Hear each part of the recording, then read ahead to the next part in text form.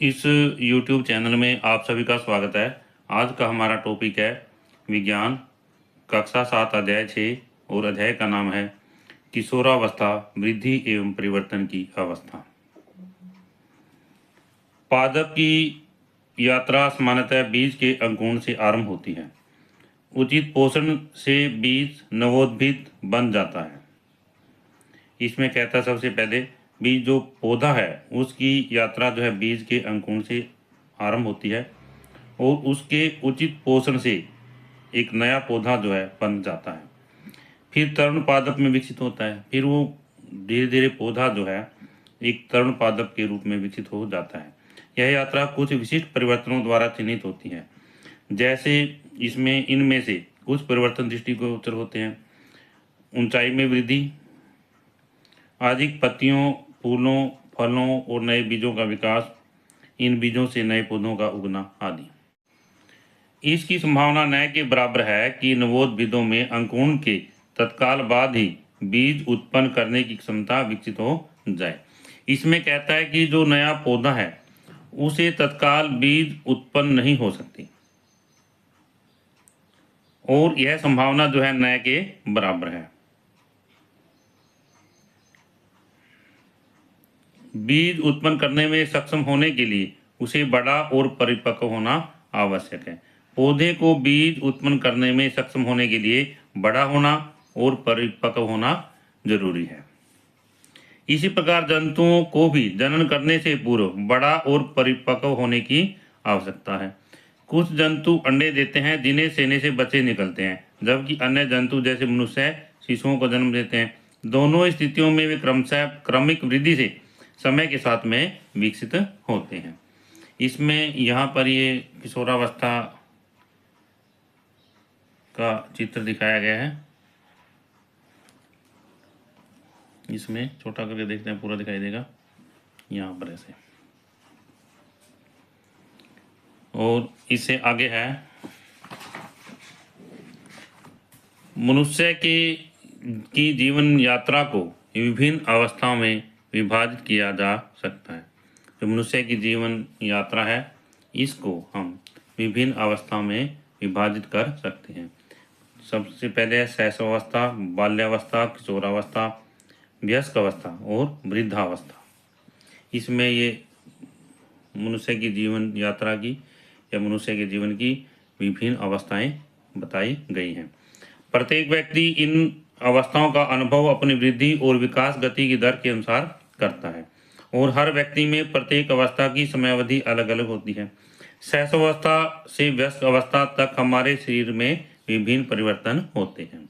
इसमें कहता है भी शैशव अवस्था से वयस्क अवस्था तक हमारे शरीर में बहुत सारे परिवर्तन होते हैं, अलग अलग परिवर्तन होते हैं।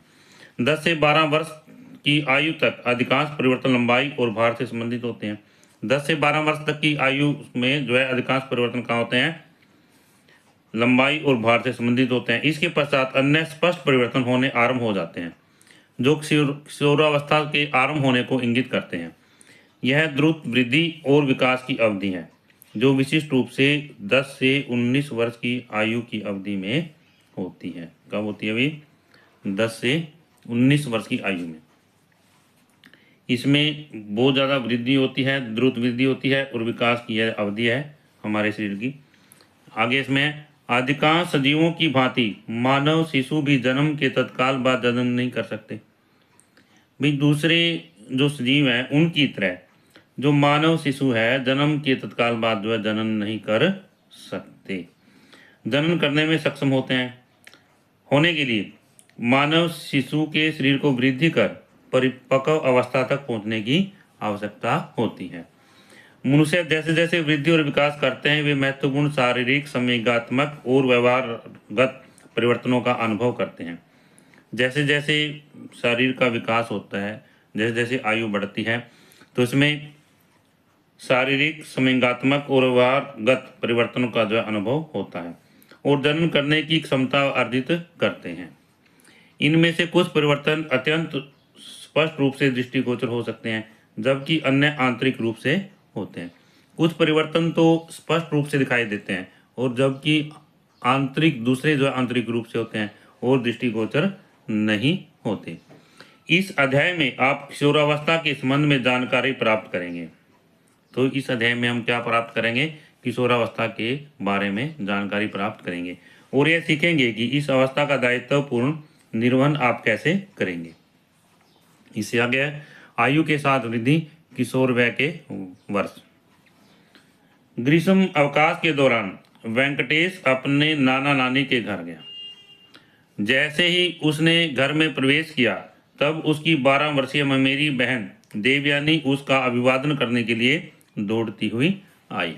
तो इसमें वेंकटेश है अपना नाना नानी के घर गया और जैसे वो घर में गया तो 12 वर्ष की जो उसकी ममेरी बहन है देवयानी नाम है उसका अभिवादन करने के लिए दौड़ती हुई आई। अरे आह वेंकटेश, आपके चेहरे पर तो अब हल्की मूछें आ गई हैं। ये बालिका कहती है वेंकटेश से कि आपके चेहरे पर जो अब आपके चेहरे पर हल्की मूछें आ गई हैं। अरे आपकी आवाज़ भी बदल गई है।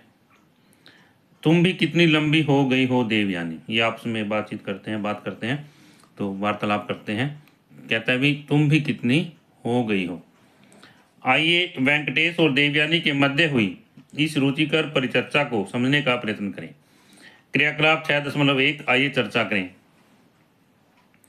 एक पात्र और कुछ कागज की पर्चियां लीजिए। उन परिवर्तनों को पर्ची पर लिखिए जो आप कक्षा 5 से लेकर कक्षा 8 तक के विद्यार्थियों में देखते हैं।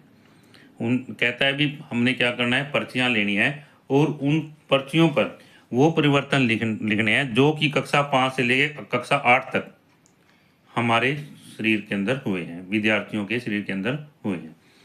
ये लंबाई, बल, व्यवहार अथवा किसी अन्य पहलू से संबंधित हो सकते हैं। लंबाई से, बल से, व्यवहार से और किसी दूसरे पहलू से भी संबंधित हो सकते हैं। भाई जैसे विद्यार्थी हैं तो 5वीं क्लास में उनकी लंबाई कितनी थी, अब वो 8वीं में हो गए हैं तो उनकी लंबाई कितनी हो गई है। या पहले वो कैसा व्यवहार करते थे, अब उनका कैसा व्यवहार हो गया है। पहले कैसा वार्तालाप करते थे और अब किस तरह से वार्तालाप करते हैं। इसलिए पर्चियों को मोड़कर पात्र में रखिए। अब क्या करना है, पर्चियों को मोड़ करके पात्र में रखना है। कक्षा के सभी विद्यार्थियों से प्राप्त पर्चियों को मिला दीजिए और एक एक करके उन्हें खोलिए। पर्चियों के ऊपर लिखी जानकारियों के आधार पर कक्षा में विद्यार्थियों से इन परिवर्तनों पर चर्चा कीजिए। इसमें क्या करना है, जो विद्यार्थी हैं सभी की पर्चियां हमने एक पात्र के अंदर रख लेनी है और फिर मिला देनी है। मिलाने के बाद में क्या है, एक एक पर्ची बाहर निकालेंगे और उस परिवर्तन पर हमने चर्चा करनी है। पर्चियों पर लिखे अनुसार विद्यार्थियों में सामान्यतः दृष्टिगत परिवर्तन कौन से थे, इन्हें तालिका 6.1 में सूचीबद्ध कीजिए। तो इसमें ये तालिका बनाई गई है, उसमें वृद्धि, बड़े होने के दौरान होने वाले सर्वाधिक सामान्य परिवर्तन। विद्यार्थी जो है जिन परिवर्तनों का अपनी पर्चियों में वर्णन करते हैं तो वो परिवर्तन जो है हमने एक पर्ची निकालनी है और उसका वर्णन जो है इस तालिका में लिखना है। फिर दूसरी निकालनी है, उसका वर्णन हमने इस तालिका में लिखना है। इस तरह से जैसे लंबाई कद, आपके अवलोकन। तो लंबाई कद में विद्यार्थियों का पहले 5वीं क्लास में कद लिखेंगे, फिर आप बीच में लिखेंगे लंबाई में वृद्धि लिखेंगे। पहले भार कितना था और अब भार कितना है, पहले बल कितना था और अब कितना है, पहले स्वरूप कैसा था और अब कैसा है। इस तरह से और भी आप इसमें परिवर्तन लिख सकते हैं। क्या आपने भी इनमें से कुछ परिवर्तनों का अनुभव किया है? यदि हाँ तो इसका कारण यह है कि आप भी क्रमिक रूप से इस अवस्था में पहुंच रहे हैं। यह अवस्था लगभग 10 वर्ष की आयु से आरंभ होकर के 19 वर्ष की आयु तक बनी रहती है। इसमें कम रहती है 10 वर्ष से लेकर के 19 वर्ष तक की आयु तक। यह प्राय बाल्यावस्था और वयस्क अवस्था के मध्य विकास की अवस्था है, इसे किशोर अवस्था कहा जाता है। तो इसमें यहाँ पर ये प्रश्न बन जाता है किशोर अवस्था किसे कहते हैं। किशोर अवस्था क्या है, बाल्यावस्था और वयस्क अवस्था के मध्य विकास की अवस्था को किशोर अवस्था कहेंगे। और कब है इसके लिए, 10 वर्ष की आयु से लेकर के 19 वर्ष की आयु तक जो है किशोर अवस्था रहती है। यह किशोर अवस्था का काल कितना होता है, 10 वर्ष की आयु से लेकर के 19 वर्ष की आयु तक। तालिका 6.1 का विश्लेषण करने पर आपने संभवतः निम्नलिखित परिवर्तनों को देखा होगा। लंबाई या कद का बढ़ना, जन्म के साथ ही हमारे शरीर में निरंतर वृद्धि और विकास होता रहता है। इसमें कहता है कि जन्म के साथ में हमारे शरीर में लगातार वृद्धि होती रहती है और विकास होता रहता है, जिसमें लंबाई या कद बढ़ना सम्मिलित है। तथापि किशोर अवस्था के दौरान लंबाई में वृद्धि अधिक स्पष्टता दिखाई देती है। जो किशोरावस्था है उसमें लंबाई में वृद्धि जो है स्पष्ट दिखाई देती है। इससे आगे है शरीर की संरचना में परिवर्तन, भार और बल में वृद्धि। तो इसमें यहाँ पर लड़कों में वृद्धि के समय लंबाई के साथ साथ उनके भार में वृद्धि होती है। किशोरावस्था में किस में वृद्धि होती है? भार में। उनका सीना और कंधे जो है चौड़े हो जाते हैं। सीना और कंधे जो है थोड़े चौड़े हो जाते हैं। लड़कियों के शरीर में भी लंबाई और भार में परिवर्तन होते हैं तथा अन्य परिवर्तन भी होते हैं, जैसे यहाँ पर है स्तनों का विकास। इस तरह से आगे है आवाज में परिवर्तन। आवाज में परिवर्तन, यहाँ पर एक कंठमणि दिखाई गई है। किशोर व लड़कों में वाक यंत्र की वृद्धि होने से उनकी आवाज भारी हो जाती है। कैसी हो जाती है? आवाज जो है भारी हो जाती है। वाक यंत्र हमारे गले में स्थित एक संरचना है जो हमें बोलने की में सहायता करती है। तो वाक यंत्र क्या चीज़ है? वाक यंत्र की परिभाषा है, यह प्रश्न बन जाता है यहाँ पर कि हमारे गले में स्थित एक संरचना जो हमें बोलने में सहायता करती है। इस वृद्धि को गले के क्षेत्र में एक उभार के रूप में भी देखा जा सकता है। इस वृद्धि को हम गले के क्षेत्र में एक उभार के रूप में भी हम देख सकते हैं, जिसे कंठमणि एडम्स एप्पल कहते हैं। क्या कहते हैं भी? कंठमणि या एडम्स एप्पल। तो इसमें जो यहाँ पर है गला है, इसमें एक उभार होता है, इसको हम कंठमणि कहते हैं या एडम एप्पल कहते हैं। यद्यपि यह सभी व्यक्तियों को स्पष्ट दिखाई नहीं देता, यद्यपि यह सभी व्यक्तियों में स्पष्ट दिखाई नहीं देता, किशोर व लड़कियों में भी वाक यंत्र विकसित होता है, परंतु वह लड़कों में वाक यंत्र जितना बड़ा नहीं होता, जिससे उनकी आवाज़ में बहुत कम परिवर्तन होता है। इससे आगे है शरीर के विभिन्न भागों में बालों का दिखना। लड़के और लड़कियां दोनों अपने शरीर के विभिन्न भागों जैसे बगल में और जघन क्षेत्र में बालों की वृद्धि का अनुभव करते हैं। इसमें है विभिन्न भाग जैसे बगल में और जघन क्षेत्र में। लड़कों में प्राय चेहरे पर बाल आ जाते हैं। क्या आ जाते हैं? बाल आ जाते हैं, जो बाद में वयस्क होने की और अग्रसर होने पर दाढ़ी मूछ में जो है परिवर्तित हो जाते हैं या बदल जाते हैं। कुछ लड़कों में सीने और पीठ पर भी बाल विकसित हो जाते हैं, जबकि कुछ अन्य लड़कों में बालों की स्पष्ट वृद्धि नहीं होती।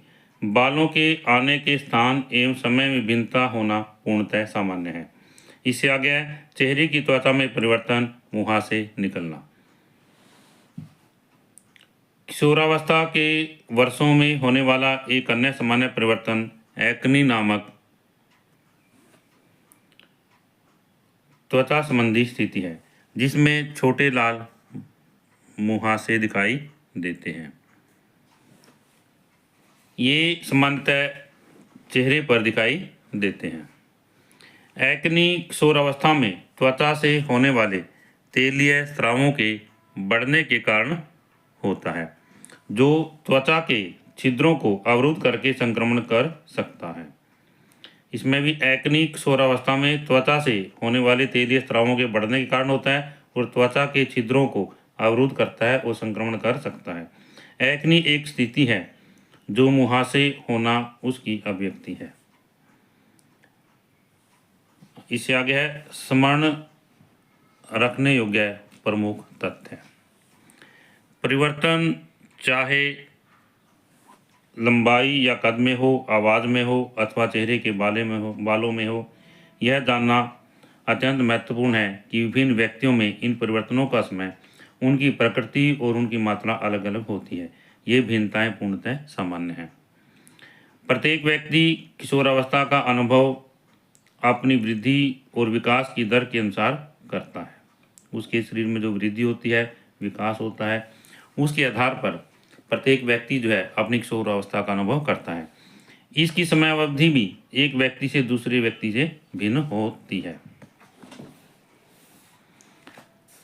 आगे है अब हम किशोरावस्था में होने वाले कुछ परिवर्तनों को समझ गए हैं।